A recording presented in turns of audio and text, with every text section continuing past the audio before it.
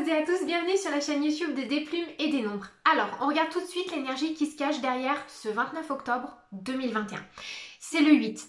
Le 8 d'aujourd'hui, il est assez fort, il est assez puissant et il nous demande d'aller plonger dans le passé pour nous permettre de libérer une rancœur, une rancune. On nous demande d'arrêter d'être en guerre.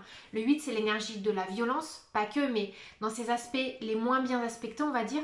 C'est l'énergie en fait de la guerre, de la violence, de la rébellion, des choses qui se déchaînent. Et là, on vous demande, pour continuer à parcourir votre chemin de vie en toute quiétude, il faut arrêter d'en vouloir à quelqu'un ou à une situation. Et ça peut même me parler pour certaines personnes d'une colère qui est encore présente dans les énergies par rapport à un défunt. Donc le 8 d'aujourd'hui vous demande quelque part de vous réconcilier et de faire la paix et de rentrer dans une sorte de trêve avec le défunt dont il est question. Et a fortiori, étant donné en plus qu'on arrive bientôt en période de Toussaint, ça peut être vraiment approprié de réfléchir là-dessus.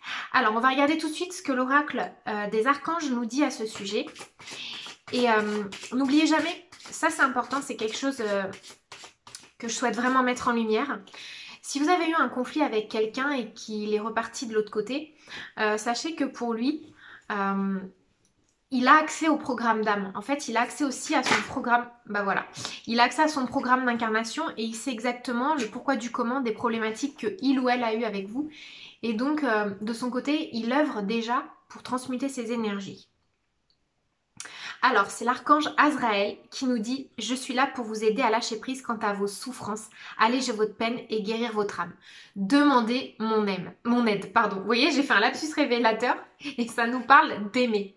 Donc en fait, ça nous parle de souffrances qui restent un peu incubées dans vos énergies. Ça peut pas parler à tout le monde, mais...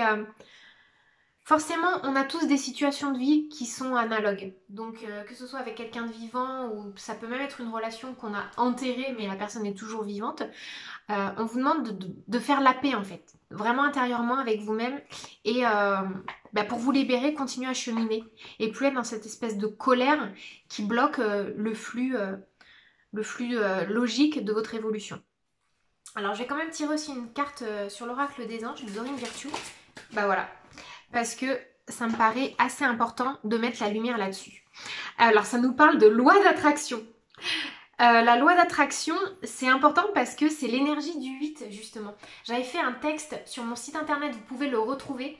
C'est un texte que j'avais reçu en écriture automatique et on m'expliquait que ça régissait en fait 8 autres lois. Alors, les pensées sont des placements qui rapportent des intérêts immédiats. Alors investissez avec sagesse. Vous avez le pouvoir de les choisir et de les égrener avec amour, paix et harmonie.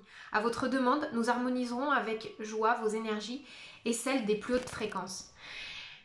C'est complètement logique en fait avec le monde des défunts, le nôtre et cette capacité qu'on a tous à cheminer vers une harmonie et une paix, une sérénité au fait. Au final, quand on est en guerre, on se prive de sérénité et là c'est ce qu'on nous demande de retrouver.